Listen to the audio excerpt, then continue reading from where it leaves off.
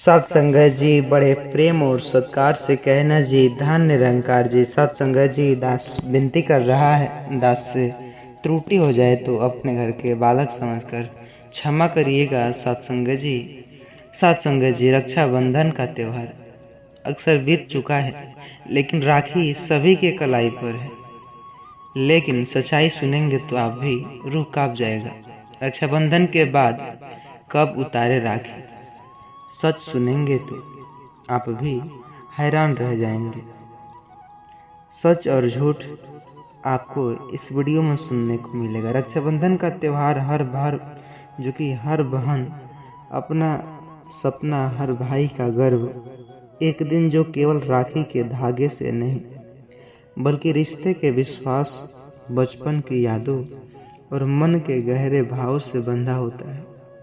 पर क्या आपने कभी सुना है कि राखी कब उतारनी चाहिए? अगर जल्दी उतार दी तो अशुभ होता है, देर से उतारी तो अनर्थ हो सकता है। कुछ लोग कहते हैं राखी 7 दिन हाथ में रहनी चाहिए, कुछ कहते हैं पूरे सावन तक, और कुछ तो कहते हैं इसे मंदिर में चढ़ा देते हैं। लेकिन सच में क्या सच्चाई है, ये कोई नहीं जानता। अंधविश्वास दुनिया भर के है। क्या वाकई राखी उतारने का समय आपकी किस्मत बदल सकता है? आज जानेंगे एक ऐसी कहानी के माध्यम से एक भाई ने जिसने राखी उतारते समय एक गलती कर दी और फिर उसके जीवन में ऐसा तूफान आया कि पूरे गांव के लोग भी उसकी कहानी फुसफुसाते थे। पर क्या वह वाकई राखी उतारने की वजह से हुआ या कुछ और था? आइए जानने की पूरी कोशिश करेंगे, सच्चाई जानेंगे सत्संगत जी। उससे पहले चैनल पर नए होंगे सब्सक्राइब करिएगा। आइए, आशा करता हूँ वीडियो को आप लास्ट तक ज़रूर देखेंगे, तभी तो आपका प्रश्नों का उत्तर मिल पाएगा। आइए कहानी की ओर आगे बढ़ते हैं। बलिया जिले के एक छोटे से गांव बरिया टोला में अगस्त की सुबह थी। रक्षाबंधन का दिन था और चारों तरफ हलचल, हंसी खुशी का माहौल। गांव की पगडंडियों पर बच्चे नए कपड़े पहने इधर उधर भाग रहे थे और घरों से गुड़, लड्डू, पकवान की खुशबू जो आ रही थी। इसी गांव में रहते थे राघव। उम्र था 26 वर्ष का, पेशे से प्राइमरी स्कूल के मास्टर, लेकिन दिल से बहुत भोले और संस्कारी। उनकी एक छोटी सी बहन सुहानी, जो शादी के बाद ससुराल में रहती थी, हर साल राखी बांधने मायके जरूर आती। उस दिन भी सुहानी सुबह सुबह पहुंची, हाथ में रंग बिरंगी राखी, थाली में रोली, चावल और मिठाई। राघव ने मुस्कुराकर बहन का स्वागत किया। अरे आ गई मेरी बिटिया रानी, चल पहले राखी बांध, फिर तेरी पसंद का गिफ्ट दूंगा। सुहानी ने राखी बांधी, माथे पर तिलक लगाया और मन ही मन प्रार्थना किया, हे प्रभु मेरे भाई को हमेशा खुश रखना। राघव ने भी कसम खाई, जब तक सांस है तेरी मान रखूंगा। दिन भर रिश्तेदार आए, मिठाइयाँ बटी, हंसी ठिठोली हुई। पर इस खुशी के बीच शाम को गांव के बुजुर्ग हरि काका आए और धीमी आवाज में बोले, राघव बेटा, राखी जल्दी मत उतारना, कम से कम 7 दिन तक हाथ में रखनी चाहिए, वरना अपशगुन होता है। राघव ने हंसते हुए कहा, काका ये सब अंधविश्वास। पर काका गंभीर थे। बेटा, मानो या ना मानो, लेकिन मैंने अपने जीवन में कई बार ऐसे हादसे देखे हैं। राखी में बहन का आशीर्वाद होता है, जल्दी उतारने से वह टूट जाता है। राखी बांधने के 2 दिन बाद राघव स्कूल के क्लास लेते समय बार बार अपने हाथ में राखी बांधते हुए को देख रहा था। गर्मी, पसीना और बच्चों की शरारतें, उन्हें लगा कि यह धागा गंदा हो रहा है और शायद बच्चों को चुभ रही होगी। घर लौटते समय उन्होंने सोचा, क्या फर्क पड़ता है, राखी तो प्यार का प्रतीक है, इसे उतारकर भी मैं अपनी बहन से उतना ही प्रेम करूंगा शाम को उन्होंने नल के पास जाकर राखी उतारने की विचार बनाई और पास में पड़े एक पीपल में पेड़ की जड़ों में रख दिया। उन्हें पता नहीं कि पीछे से हरि काका यह दृश्य देख रहे थे। हरि काका वहां दौड़ते हुए आए और बोले, अरे राघव, तुमने ये क्या कर दिया? राखी पेड़ के नीचे रखना अशुभ होता है, इससे विपत्ति आती है। राघव हंस पड़ा। काका, मैंने पढ़ा लिखा आदमी से मिलता हूँ, मैं जानता हूँ मुझे इन बातों पर विश्वास नहीं। अगला ही दिन गांव में खबर फैली कि राघव के स्कूल की बिल्डिंग की छत का एक हिस्सा गिर गया। भगवान का शुक्र है कि किसी बच्चों को चोट नहीं लगी। राघव का मोबाइल, पर्स और कुछ किताबें जो मलबे में दब गई। लोग फुसफुसाने लगे। देखा राखी उतारने का नतीजा। हरि काका ने भी वहां पहुंचा और कहा, मैंने पहले से ही चेताया था। राघव ने इन पर ध्यान नहीं दिया, लेकिन अगले हफ्ते उनका मोटरसाइकिल एक्सीडेंट हो गया। घुटने में चोट आई, 3 हफ्ते बेड रेस्ट हुए। अब तो राघव में बात और फैल गई, ये सब राखी का अपमान करने का नतीजा है। राघव के मन में भी न डर कहीं बैठ गया था। क्या सच में राखी जल्दी उतारना गलत है? सुहानी को जब यह खबर मिली, वह रोती रोती मायके आई। उसने भाई का हाथ पकड़कर देखा और कहा, भैया, आपने राखी क्यों उतारी? मैं तो आपके लिए हर दिन दुआ करती हूँ। राघव ने उसे समझाया, बहन, ये सब अंधविश्वास, हादसे तो जिंदगी का हिस्सा है। पर गांव वाले सुहानी के सामने बार बार कहते, तुम्हारा भाई बहन के आशीर्वाद का मान नहीं रख पाया, इसलिए यह सब हो रहा है। सुहानी के दिल में यही संदेश घर करने लगा। वो सोचने लगी, अगर ये सब है तो अगली बार भाई से कहूँगी कि राखी पूरी सावन तक पहनने। इस जो कि बीच गांव में एक बाबा सतगुरु निरंकारी का आयोजन हुआ था, सत्संग का। सतगुरु के एक प्रवक्ता भाई मोहनलाल वहां आए और कहे, उन्होंने अपने प्रवचन में कहा, भाइयों बहनों, राखी केवल धागे का नहीं बल्कि भाई बहन के प्रेम और विश्वास का प्रतीक है। राखी कब उतारनी है, यह कब अशुभ का मामला है नहीं, बल्कि असुविधा और स्वच्छता का मामला है। यह सच है कि परंपरा का सम्मान करना चाहिए, लेकिन इसे अंधविश्वास में बदलना गलत है। आपके जीवन में जो भी होता है वह आपके कर्म, आपकी सोच और परंपरा की योजना पर आधारित होता है, न कि धागे के उतारने या रखने से। बहन का आशीर्वाद धागे में नहीं, उसके दिल में है। वह धागा कट भी जाए, आशीर्वाद आपके साथ ही रहेगा। उन्होंने एक कहानी भी सुनाई। बहन ने अपने भाई को राखी बांधी, लेकिन वह भाई युद्ध में गया और राखी अगले ही दिन उतारनी पड़ी, क्योंकि धागा पसीने में गल गया। और क्या वह भाई अशुभ हो गया? नहीं, बल्कि वह युद्ध जीत कर लौट गया, क्योंकि बहन का आशीर्वाद उसके कर्मों में, उसकी हिम्मत में था, न कि धागों में। सत्संग सुनने के बाद राघव की आंखों में चमक आ गई। उन्होंने बहन से कहा, सुहानी, अब मुझे सच्चाई समझ आ गई है। जो हादसे हुए हैं वह राखी की वजह से नहीं, बल्कि परिस्थिति की वजह से। तूने जो प्रेम दिया है वह प्रेम मेरे खून में है, उसे कोई धागा या पेड़ में नहीं छीन सकता। सुहानी मुस्कुराई और बोली, भैया, मैं भी समझ गई कि आशीर्वाद को तिथि का समय से नहीं बांधना सकता। गांव के लोग भी अब धीरे धीरे यह बात समझने लगे थे। हरि काका भी बोले, बेटा, सच में ज्ञान सबसे बड़ा है। हमने जो मान्यता सुनी उसमें से कुछ परंपरा में थी, लेकिन सच्चा आशीर्वाद तो प्रेम ही है। राखी का महत्व धागे में नहीं, बल्कि रिश्ते में है, भावना में है। कब उतारनी है उस व्यक्ति की सुविधा और परिस्थिति पर निर्भर करता है। आशीर्वाद को शुभ और अशुभ के तिथियों में बांधना ईश्वर के प्रेम को सीमित करता है।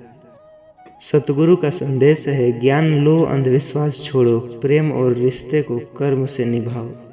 अंतिम संदेश यह देना चाहूँगा, राघव की कहानी हमें यह सिखाती है कि त्योहार का असली उद्देश्य है प्रेम अपनाना और रिश्ते को मजबूत करना। अगर हम इसे तिथियों, समय और अंधविश्वास में बांधे देंगे तो हम उसके लिए असली भाव को खो देंगे। राखी चाहे हाथ में हो या न हो, अगर दिल में बहन का आशीर्वाद हो, भाई का स्नेह हो, तो कोई विपत्ति उसे तोड़ नहीं सकता। सत्संग आशा करता हूँ यह वीडियो आपको पसंद आई होगी, समझ आई होगी। तो इस वीडियो को लाइक कीजिएगा, चैनल पर नए हो सब्सक्राइब करिएगा। बहुत ही अच्छी वीडियोस लाता रहता हूँ, जिसे सुन करके आप भी हैरान होंगे। सत्संग जी प्रेम और सत्कार से कहना जी, धन निरंकार जी। और एक विनती है, हर एक महात्मा, हर एक बहन जी के साथ यह वीडियो व्हाट्सएप के जरिए शेयर ज़रूर करिएगा अपने फैमिली मेम्बर्स के साथ सत्संग जी, क्योंकि सब कोई सच्चाई समझ सके और इस अंधविश्वास से, उलझन से मुक्त हो सके। सत्संग जी प्रेम और सत्कार से कहना जी, धन निरंकार जी। सत्संग जी अक्सर 11 अगस्त 2025 काल सर्प के दिन कहते हैं यह 6 राशियाँ बनेंगी करोड़पति, पर सच्चाई सुनेंगे तो आपके भी रोंगटे खड़े हो जाएंगे। कभी कभी जीवन एक बंद दरवाजे जैसे लगता है, जहाँ हर कोशिश बेकार जाती है। हम सोचते हैं किस्मत शायद हमारी दुश्मन है, लेकिन फिर एक दिन एक अदृश्य हाथ बिना शोर किए वो दरवाज़ा खोल देता है। 11 अगस्त 2025 का काल सर्प योग 6 अनजाने जिंदगियों के दिन वही दिन था, एक ऐसा मोड़ जो सिर्फ उनका भाग्य नहीं, उनका विश्वास भी बदलने वाला था। ऐसे कहानी की ओर ले चलेंगे जिसे सुन करके आप भी आश्चर्यचकित रहेंगे, क्योंकि यह सच्ची घटना है। जरा अंत तक जरूर सुनिएगा, बीच में छोड़ कर देखने की गलती न करिएगा, नहीं तो विनाश होने में देर नहीं लगेगा। उन 6 लोगों की जो अलग अलग शहरों में अलग अलग हालात में एक ही दिन एक अद्भुत अनुभव से गुजरे। ये कोई काल्पनिक चमत्कार नहीं, बल्कि निरंकारी विचार के उस सत्य का प्रमाण है। ग्रह बदल सकते हैं, समय बदल सकता है, लेकिन असली बदलाव तब होता है जब मन में भरोसा हो और कर्म में सच्चाई। सत्संग जी इसलिए वीडियो को लास्ट तक बने रहिएगा, चैनल पर नए होंगे सब्सक्राइब करिएगा। आइए आपका कीमती समय नष्ट न करते हुए कहानी की ओर आगे बढ़ते हैं। 19 साल का कभी एक नामी कंपनी में इंजीनियर था, लेकिन कभी कंपनी बंद हुई, नौकरी गई, EMI चढ़ी और दोस्तों के फ़ोन भी बंद हो गए। माँ रोज़ निरंकारी सत्संग सुनाती, पर राहुल कहता माँ आस्था पेट नहीं भरती। 35 साल की विधवा अपने छोटे बेटे आदित्य के साथ सिलाई से घर चलाता था, लेकिन पूरी स्कूल की फीस उसके लिए पहाड़ जैसी थी। रात को बेटे को कहता बेटा पढ़ाई मत छोड़ना, और खुद चुपके से रो लेती। 40 साल का व्यापारी दुकानदारों ने, लेकिन कर्ज ने नसीब छीन लिया। बैंक नोटिस भेजता रहा, मोहल्ला बातें करता, जबकि जेब में सिर्फ 50 रुपए से और मन में सिर्फ एक सोच, कल सुबह मैं नहीं रहूंगी। अंजलि जो मुंबई, 27 साल की लेखिका, ढेर सारी कहानियाँ, लेकिन कोई पढ़ने वाला नहीं। प्रकाशक थे, ये बिकेगा नहीं। घर वालों ने सरकारी नौकरी ढूंढे, वह सोचती क्या मैं गलत जन्मी हूँ। टैक्सी ड्राइवर जिसमें 6 साल की बेटी को दिल के सर्जरी की और पैसे नहीं, उम्मीद नहीं, हर रात दुआ करती यह अल्लाह कोई रास्ता निकाल। गांव की 22 साल की लड़की जिसकी आवाज़ सोने जैसी थी, मोबाइल पर गाने रिकॉर्ड करती, पर लोग हंसते थे। ये शौक शहरों के हैं, तेरे बस का नहीं। आसमान में बादल थे, हवाओं में बेचैनी थी, टीवी पर ज्योतिषियों की बातें। कल का काल सर्प योग 6 राशियों के लिए अद्वितीय अवसर था। राहुल, समीरा, विक्रम, अंजलि, इमरान, प्रियंका सब अपने अपने कोनों में जो कानों अपने खुद दुख के साथ बैठे थे। किसी को चमत्कार पर भरोसा नहीं, किसी के पास चमत्कार का इंतजार करने का वक्त नहीं। सुबह होते ही मंदिर की घंटियां, मस्जिद की अनजान चर्च और प्रार्थना की मानो पूरे देश यही अनहोनी शक्ति के स्वागत में तैयार हुआ। सुबह 9 बजे राहुल को अचानक एक मेल, इंटरव्यू आज दोपहर, जो कि 12 बजे। वहां पहुंचकर पता चला सीईओ उनका पुराना प्रोफेसर था।